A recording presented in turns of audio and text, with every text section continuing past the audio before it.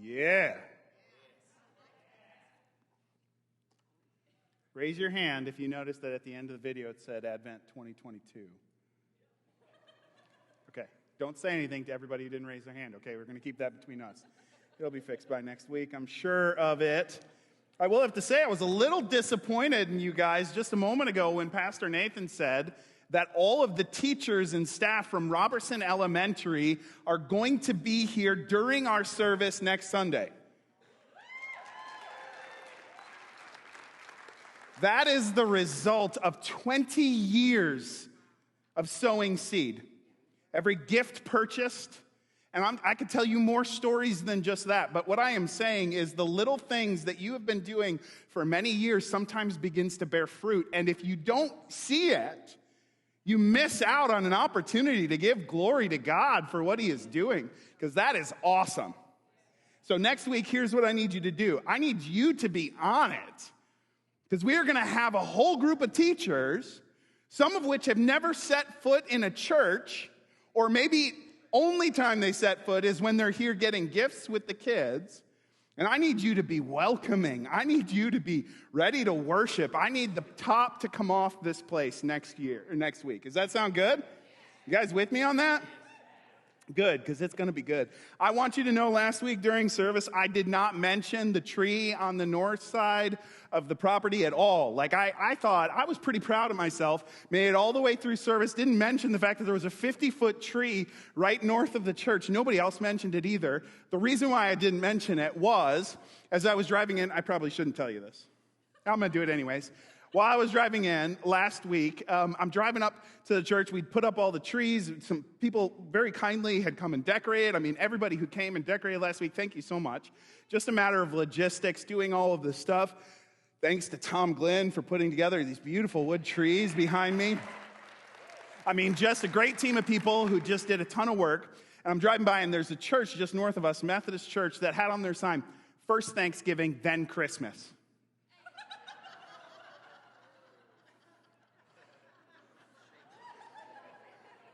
I was this close to putting something on our church sign that would have been totally inappropriate. So I want you to be proud of me, but that's why I didn't mention anything about the tree, because Thanksgiving first, then Christmas. I hear you, Antioch Methodist. I hear you clucking Big Chicken. I mean, whatever church it was, doesn't matter. Man, harsh. And actually, just to be honest, I don't know how to greet you today. Do I say Happy Thanksgiving? Do I say, like, Merry Christmas? I mean, it's not, like, where are we in this thing? Some people are like, oh, Merry Christmas. We're not through with Thanksgiving yet. I still haven't digested the turkey. We're not done with Thanksgiving. I don't know. Or do I just say, Happy Michigan finally beat Ohio State Day?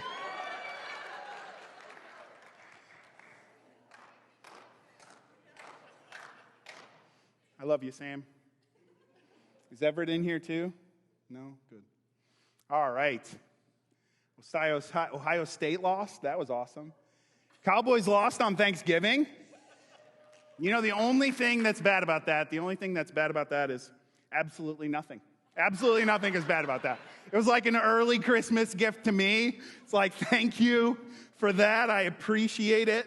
And for all those Cowboys fans, I mourn with those who mourn, and I celebrate with everybody else, okay? And so, like, I mourned briefly for you, and then I celebrated. I love watching the Cowboys lose. It's so much fun.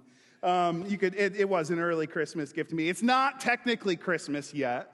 We are in the time before Christmas. Christmas not for another couple, 3-4 weeks. This is, though, what is traditionally known as, within the church, the season of Advent. That is the season leading up to Christmas. It is the 4 Sundays before Christmas that kind of set the stage for welcoming Jesus Christ and celebrating what he has accomplished for us. And so Advent has been celebrated for 1,600 years. Really, as soon as the church really finalized, set a date for this is the day we're going to celebrate Jesus' birth. From that point, like then on, we have also, along with Christmas, celebrated what is known as the season of Advent. And it's happened in different ways in different churches, but it's been happening for 1,600 years. That's why when you buy a little calendar for your kids, which I know the real reason why you buy those calendars for your kids is because of the fact that you're tired of them waking up every single morning and asking you, when's Christmas, right? Is it Christmas? No, look at the calendar. That's Advent calendars, so that every day they can come and they can either move the thing closer to Christmas, or they can open the little door and get out the little gift. That's why that's called the Advent calendar. Advent really is, it comes from the Latin adventus, which means arrival, the coming. It is the waiting period. It is the expectation and anticipation of Jesus Christ coming. And in the church, we do that in a weird way. We do that as we celebrate his first coming, but also anticipate his second coming. And so there's this both-and approach to it. We're looking at both sides of it. How many of you actually do the Advent wreath every year? Anybody in here? Okay, nobody? Okay, so more traditional Advent season would be to do what is called an Advent wreath. It's just a little wreath, and it typically will have 4 candles. Do you know where that actually came from? That is not 1,600 years old. That's like 150-ish years old. In Germany, there was this pastor in the inner city of Hamburg who was working with kids, and he got sick of them coming in every day and saying, is it Christmas today? And so he said, no, here's what I'm going to do. And so this is a real story. I know because I read it on Wikipedia, and they do not put lies on Wikipedia. And so he took a cart. No, this really is real, I think.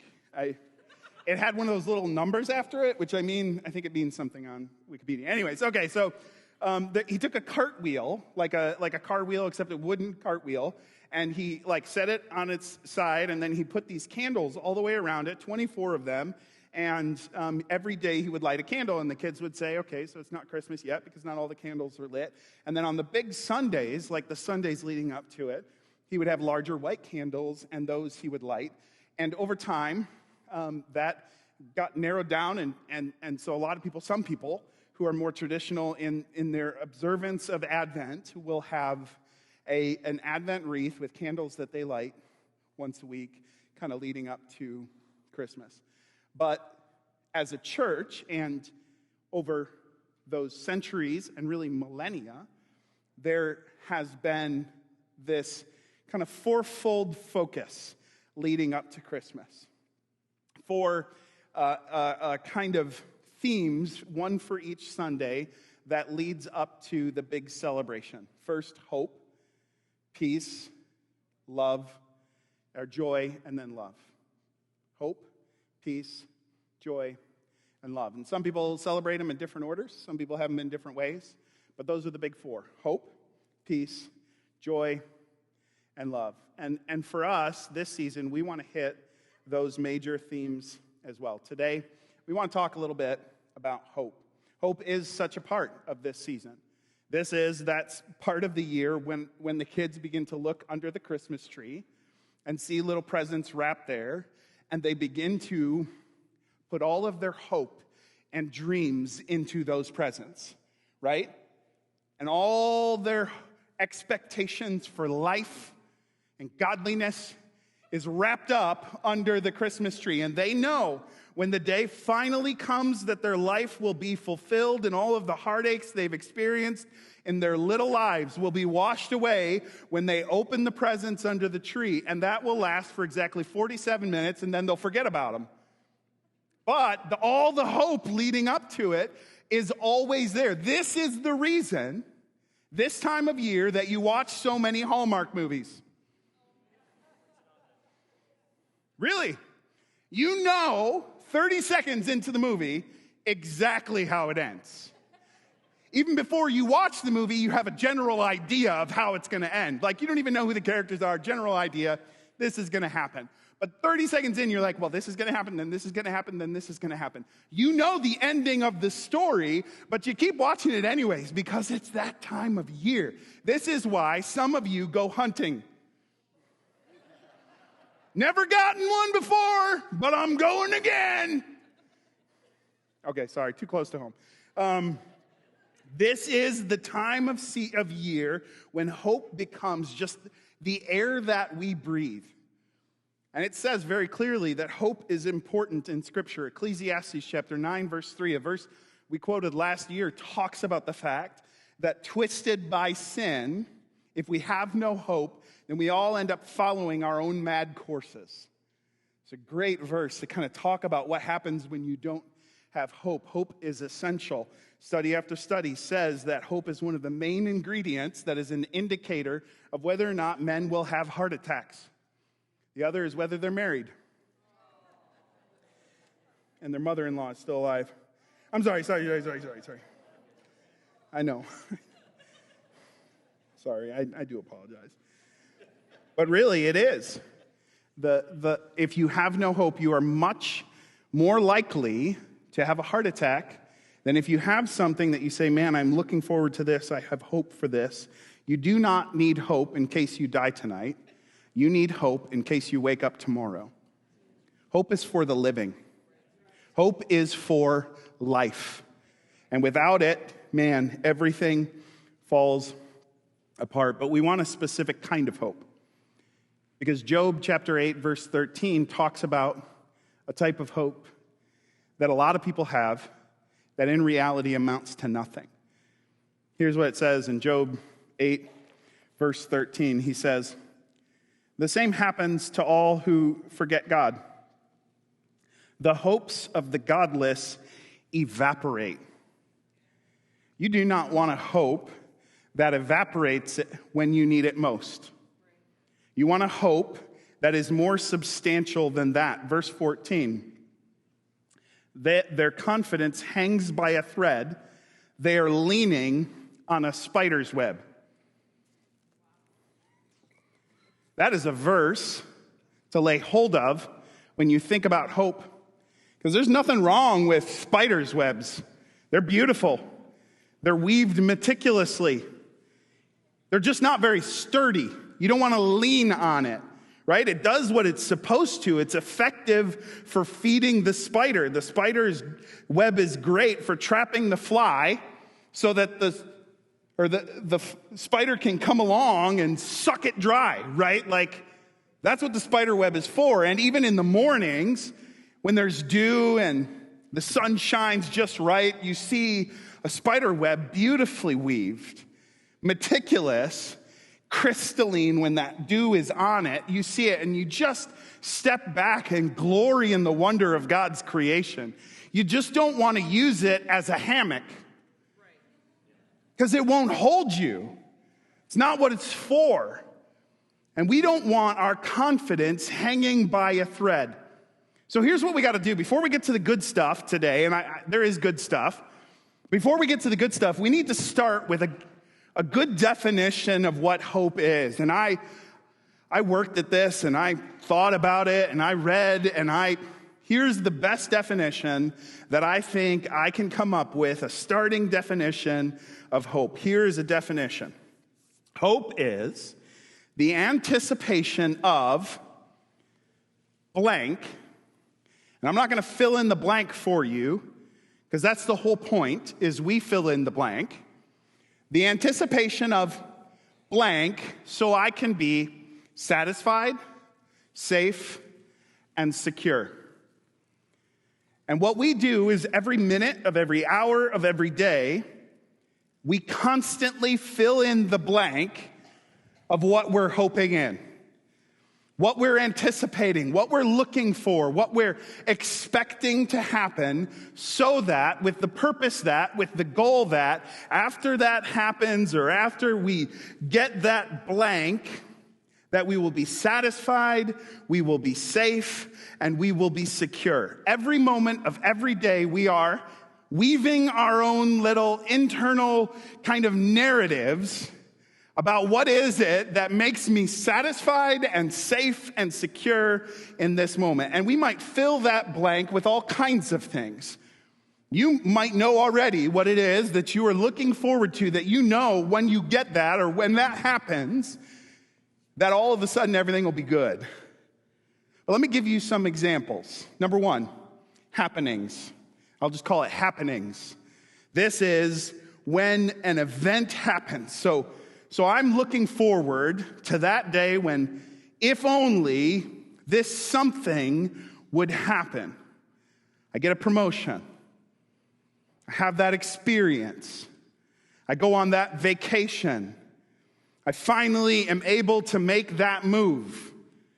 We often put our hope in happenings. If only something would happen, then everything would be good. I would be satisfied and safe and secure. Now, I would be taking notes if I was you, but because I got some good ones here. Next, if it's not happenings, it may be havings. If only I had blank. Possessions, a larger salary, get that nicer car, get that larger house. And this is where, boy, if you are not paying attention, people will take advantage of you. Because they can sell you all kinds of stuff based on the fact that we have this deep desire to be satisfied, safe, and secure. And we are looking, and if somebody can fill in that blank for you and say, boy, if you would just buy this one thing, then you'll be good. So if it's not happenings, it's havings, those things that you might be able to have. And yet time and time and time again, studies will show that there is no such thing that will bring you deep satisfaction long term if you have it. That in reality, that all of life is what is known as a hedonic treadmill. I've used that word before. It's a great word, something for you to read about if you're interested. It is the idea that, man, we look forward to that one thing happening, that when that one thing happens, when I get married, when I get that job, when I get that promotion, that I think everything's going to be good. And in reality, what happens is you get a bump for a bit, and then you end up right back where you started. It's called the hedonic treadmill. You get to that next level, and now all of a sudden you got to keep everything at a certain level to keep your happiness up. So happenings, havings. Maybe you don't fill it with those things. Maybe shouldas. Shouldas. If only the right thing. You might fill it with this. This is the way things should be. If that person would just carry their weight like they should. If I would be noticed for all of my effort like I should, then everything would be great. This is the shouldas. You guys know where I'm going? Because next is the wouldas. You might fill this with a person. If he or she would only notice me. If they would be enraptured with me. Oh man, if she would just say hi. If he would just ask me on a date, everything would be great. Till we have a child who is 8.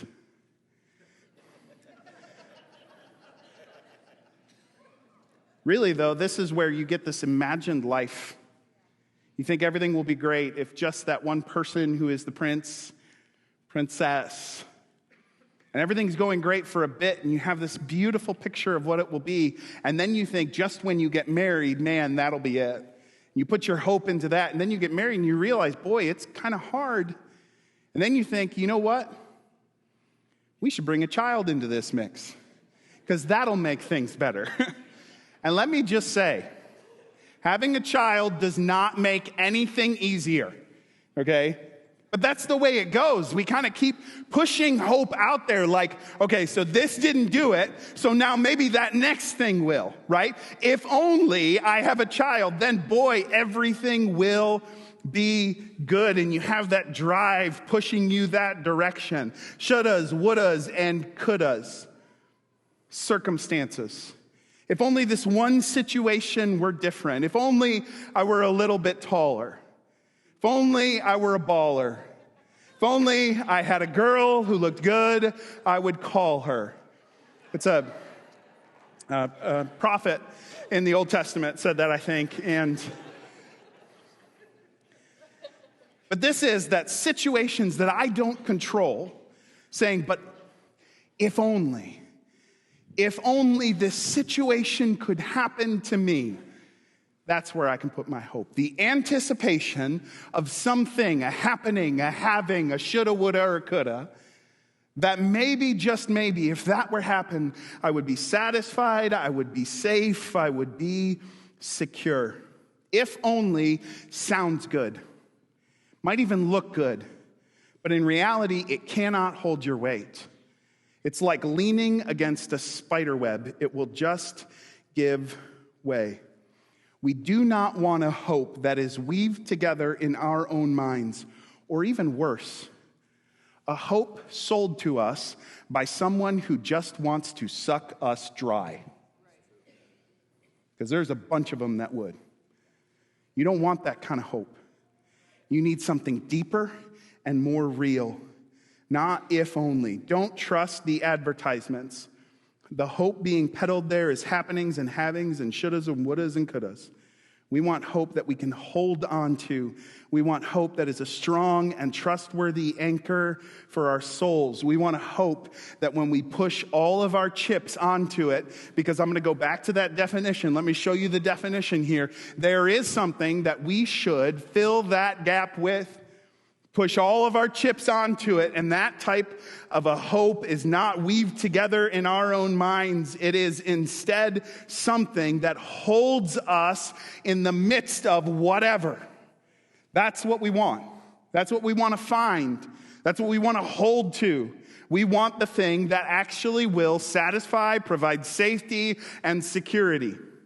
We want to push all of our chips onto it. Okay, now let's get to the good stuff. Some people call that first candle of Advent, that first week, the hope candle. And other people just refer to it as the prophet candle.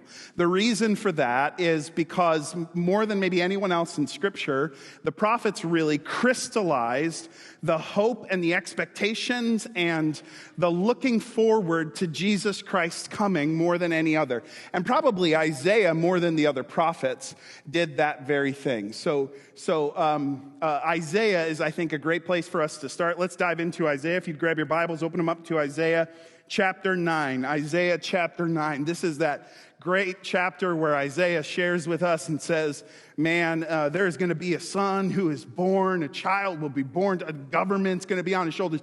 Before we get to all of that, there's a prophecy right at the beginning of Isaiah chapter 9 that is just about light and it's about hope. And so I want to go there and I want to read that today. Isaiah chapter 9, verse 1. Here's what it says. We're going to have to dig around here a little bit, so just come along with me, okay? Isaiah chapter 9, verse 1. Nevertheless, that time of darkness and despair will not go on forever. Nevertheless, that time of darkness and despair will not go on forever. When it says nevertheless, that time of darkness and despair, it is referring to something specific. And if we just keep reading without realizing what that is, we're going to miss out on what Isaiah is trying to tell us. So we need to find out what the nevertheless, that time of darkness and despair, is referring back to. So skip back a little bit to Isaiah chapter 8, verse 11. Here's where we're just going to read a chunk of scripture, and I'm going to ask you to come along with me and just come along for the ride. The Lord has given me a strong warning not to think like everyone else does. Somebody just needs to hear that verse right now. You shouldn't think the same way as everybody else. If the way you think is determined by algorithms that work for large swaths of people, there's a problem. My news is put together for me, curated for me by algorithms.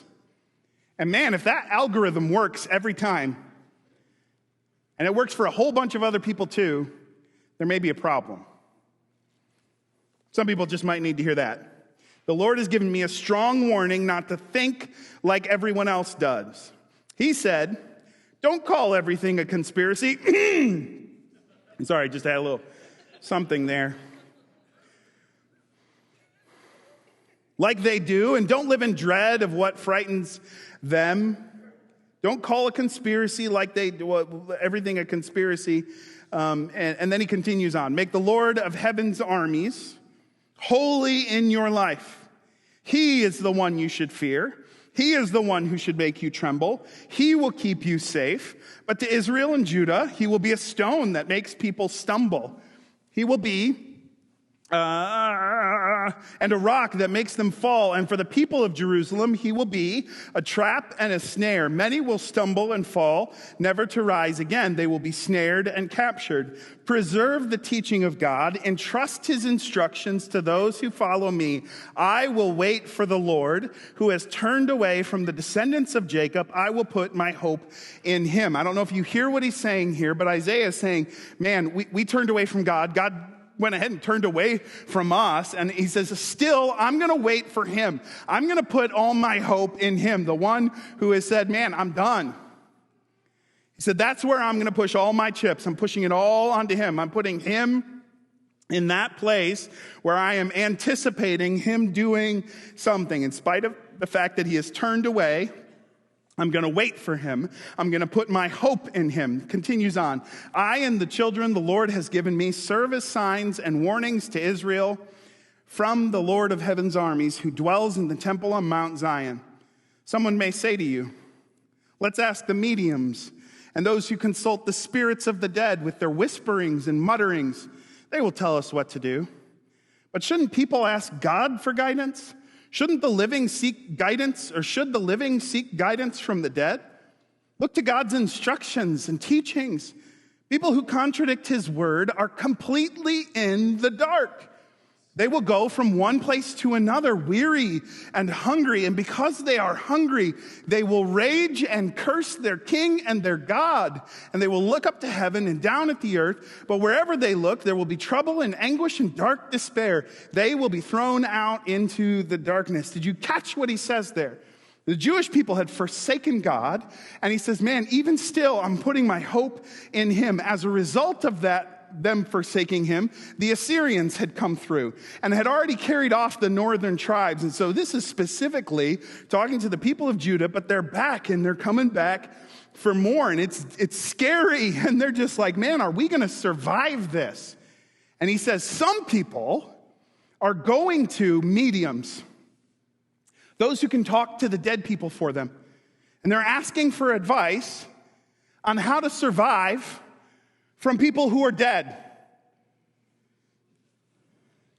And Isaiah says, does that make any sense to you? Do you really want advice on living from people who didn't live? He says, shouldn't you instead go to the everlasting and always living God for information on how to survive? Shouldn't we go to the one like that to figure out how to live? You don't want to go to the financial advisor who's declared 5 bankruptcies.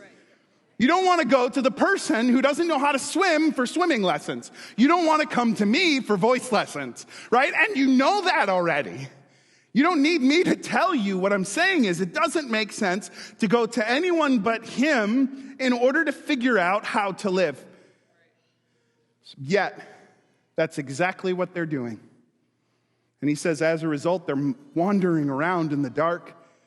So God says, fine, you want to wander in the dark? Wander in the dark.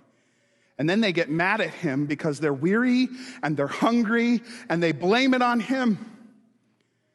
This is who Isaiah is talking to here. To a people who are in darkness, who in this instance at least, are responsible for being in the darkness. Maybe not all of them. Many of them, maybe not Isaiah, but a whole bunch of others. They are in the darkness because they put themselves in the darkness. Okay? To them, Isaiah says, nevertheless, that time of darkness and despair will not go on forever. The land of Zebulun and Naphtali will be humbled. But there will be a time in the future when Galilee of the Gentiles, which lies along the road that runs between the Jordan and the sea, will be filled with glory. Israel is incredibly unique. It is the only place on earth that connects 3 different continents: Europe, Africa, Asia. So if you're a conqueror and you want to get from one place to the next, you will go through Israel. And that's exactly what they did. Greece went through Israel. Persia, the Assyrians, the Babylonians, Egypt. All the powers went right through Israel. And what this is talking about is a very specific road that comes up along the Fertile Crescent, and then it shoots down because you didn't want to go through the desert. This is why you go through Israel when you're coming from Asia and going down to Africa, because you want to follow where the food and the water is. And so there was a specific road that would then, from the Fertile Crescent, cut down towards the Sea of Galilee. Right at the Sea of Galilee, it would cut over and head towards the Mediterranean Sea. Very specific road he's talking about. Right in the middle of Zebulun and Naphtali, this is the way the Assyrians came and carried them all off. Left behind were a bunch of Gentiles, which is part of the reason why Galilee was so looked down on in Jesus' day. So at this moment, this area, people carried off, nothing left but darkness. More will come back again. The Assyrians will be coming right back through the same area again. The same pattern will be followed again and again and again. And Isaiah says to them, it will not always be darkness there. There will come a day when that darkness and despair will not go on forever. Instead, it will be filled with glory. Verse 2. And the people who walk in darkness will see a great light. For those who live in a land of deep darkness, a light will shine. They are responsible for being there. They're the ones who put themselves there. But it doesn't change the fact that God promises them that a light will shine in their very midst. Okay? Right in the middle of that deep darkness. Here's what I want to do now.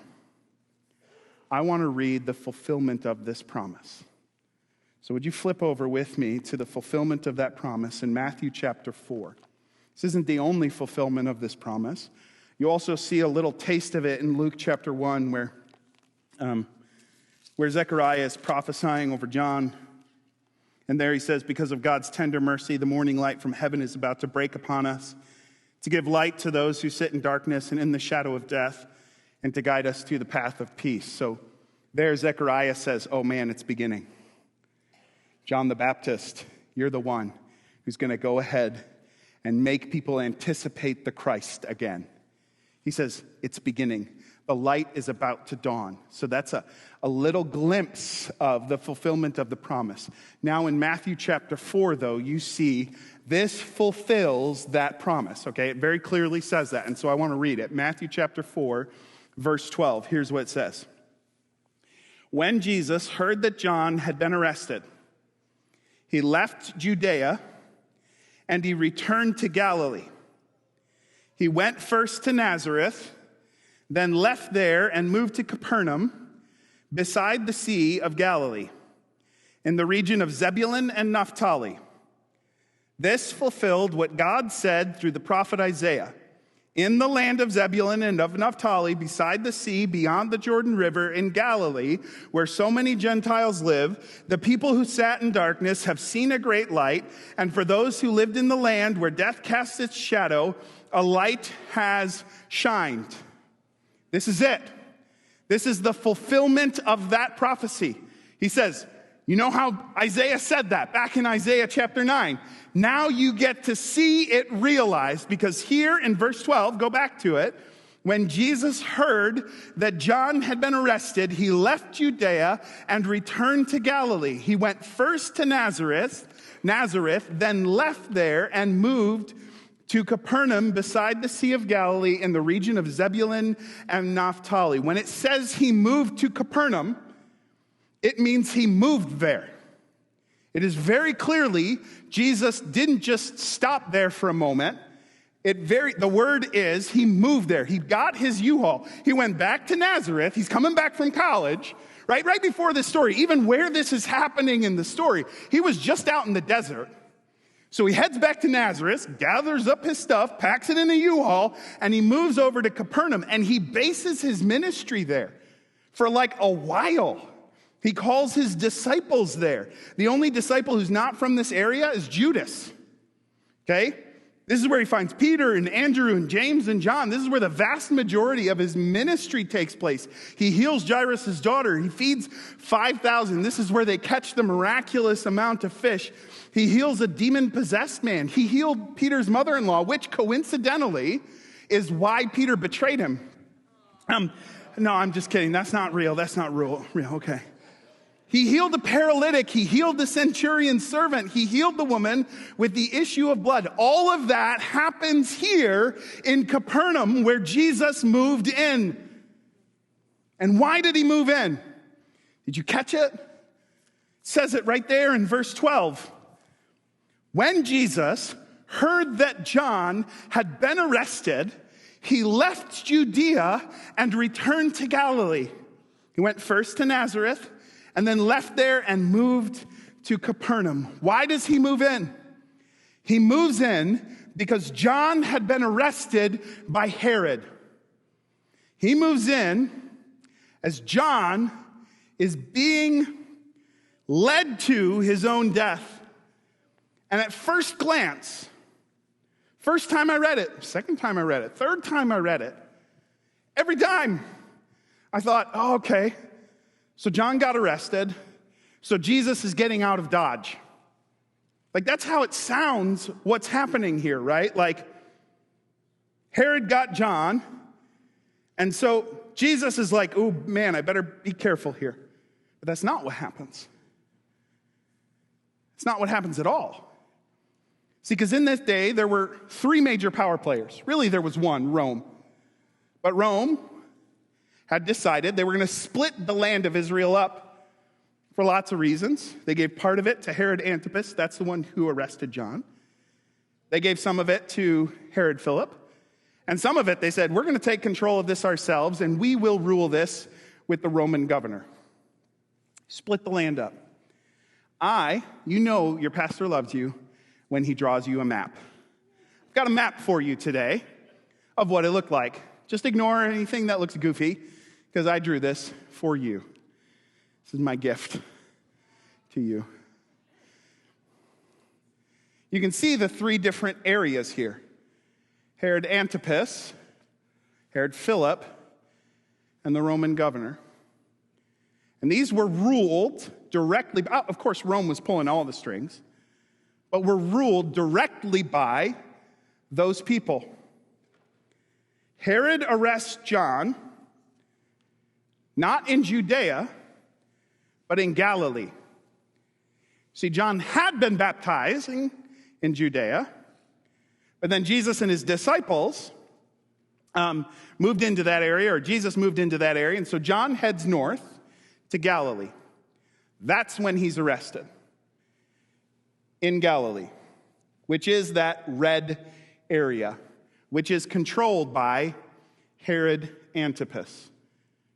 Jesus was in Judea under the control of the Roman governor, and when he hears that John the Baptist is arrested, he leaves Judea and goes up to Galilee and settles in Capernaum. See Capernaum on there?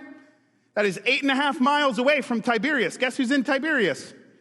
Herod, John the Baptist.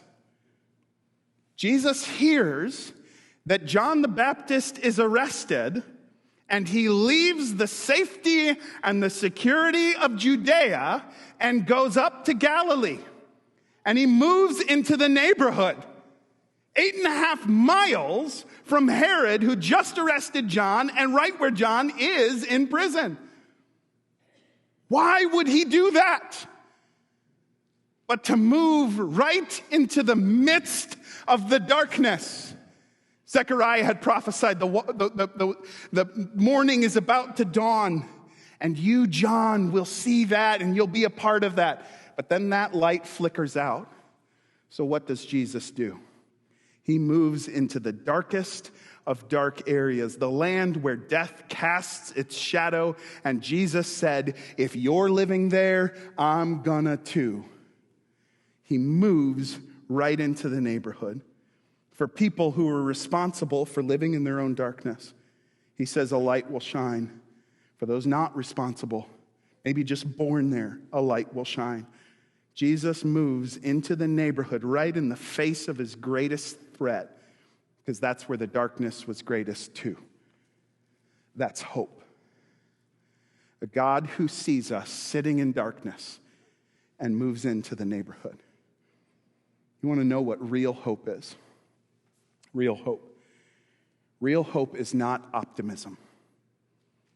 It is anchored realism. Jesus knew what had happened. He knew that John was in prison. He knew he was moving right into the area, and yet he did it anyways. It is not fake optimism. Hope isn't floating on water no matter the waves. That's too flighty. That's too weak. Real hope is throwing an anchor into something more solid than the waves so that the waves break against and around you. Real hope is not optimism. It is anchored realism. Real hope is not psychological. It is theological. It is not some mental trick. I'm just not going to think about it. It is knowing the curtain is there and who has gone behind it. It is trusting him. Why? Because you know the end of the story. That is theology, not psychology. That's hope. Real hope is not if only. It is even if. It's not if only this happens. It's even if anything happens. One of the greatest gifts that God could ever give us, and sometimes I don't think we recognize it, is allow us sometimes to recognize how false and weak our current hopes are. To allow us to kind of fall through so that we won't fall all the way. What is disillusionment? Disillusionment, not depression, but disillusionment. Could it be that your disillusionment is actually a gift from God? What is disillusionment? But if you break it down, disillusioning somebody, right? It is recognizing that it's just an illusion. And sometimes God will allow you to be disillusioned in order to recognize that that thing won't hold you up ever. And there's only one thing that can. And so sometimes we need to recognize that our disillusionment is a gift from God to show us reality. Real hope is not wishful thinking. It is trustful waiting. It's not wishful thinking. It is trustful waiting. Waiting is the hardest work of hope. And it is work. Waiting is work. It takes effort. A few years back, the Houston airport was getting a ton of complaints. The problem was, one of their largest routes that they would constantly be flying, they tried to serve it, and they put the baggage like a minute away from the gate. But they were getting complaint after complaint after complaint after complaint from people who were on this route who said, your baggage claim is taking way too long. So they looked into it and they realized, yeah, it was taking too long. So they hired some additional baggage check people. They were able to decrease the wait time to like 8 minutes, which is better than the industry standard. And yet, the complaints didn't stop. And they realized nobody was complimenting them on the fact that the baggage claim was only a minute away from the gate. So you know what they did? They moved it 8 minutes away. And all of a sudden, everybody was ecstatic. No more complaints. Because by the time they got there, their bag was ready for them. Nobody likes waiting when they have nothing to do. And so for you and me, if we think that waiting is something that is not an effort-filled experience, we'll just end up playing on our phone. But waiting is something that is weighty. See that? That right there is 700 years between Isaiah prophesying and Jesus actualizing. 700 years. Just this one page right here. This one page between Malachi and Matthew, that's 400 years. That is a heavy page. There's a lot of waiting happening here. And your life and my life will be similar. There will be some pages that are so heavy for us to turn. And we need to recognize that waiting in and of itself is work, and it is a weighty work for us to do. Because we live in the already but the not yet. You know what the theological word for that is? The inaugurated eschatology. Say it with me. Inaugurated eschatology. Okay, again. Inaugurated eschatology. One more time. Inaugurated eschatology. Now, just use it in a conversation with somebody this week. You'll have it down. If you can use it in a conversation with somebody this week, props. Okay. Inaugurated eschatology. The inauguration has happened. Eschatology is the not yet, right? Like the end, the things that haven't yet happened. So it's already, but it's not yet. That's where we live.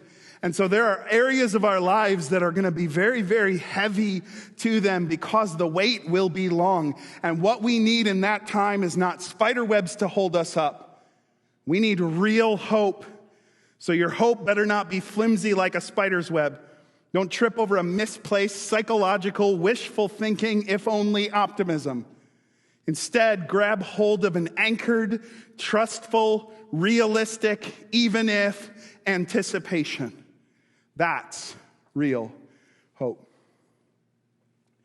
Jim Stockdale was a Vietnam veteran. He was shot down over North Vietnam in 1965.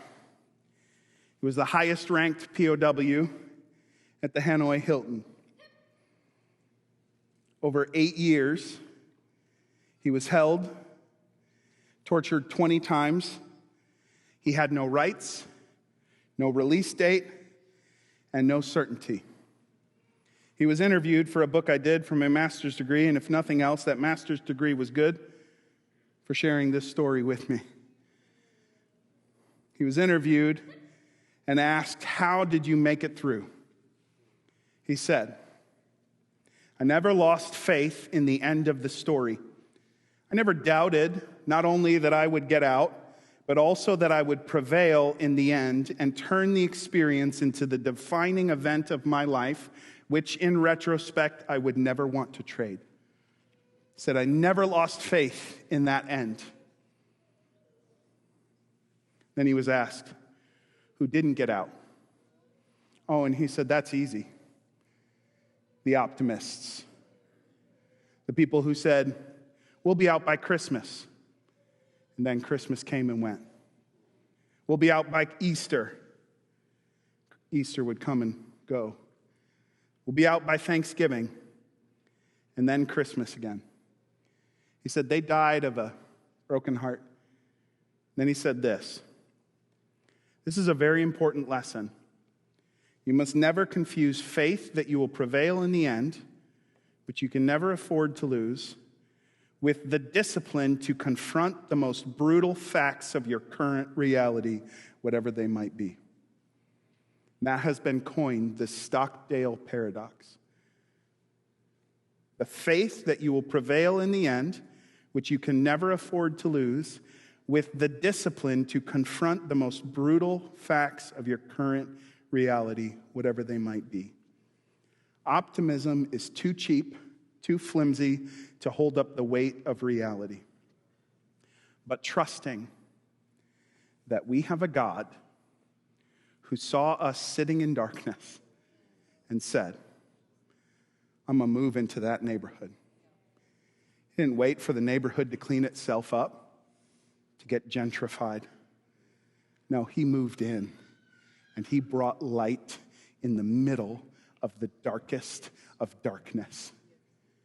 And that is something we can bank on, because the same God who did that has said, and I'm coming back again. So I don't care how dark it gets or what else happens. I believe, in spite of the weight, in spite of the weighty nature of the weight, that he is coming back again. Because you want to know real hope. This right here is worth the price of admission. You should write it down. It should be a banner over your life. I'm telling you, this is good. Maybe the only thing that I'll say today that's good. But man, grab hold of this. Real hope is this. If it's not good, God's not done. If it's not good, God's not done.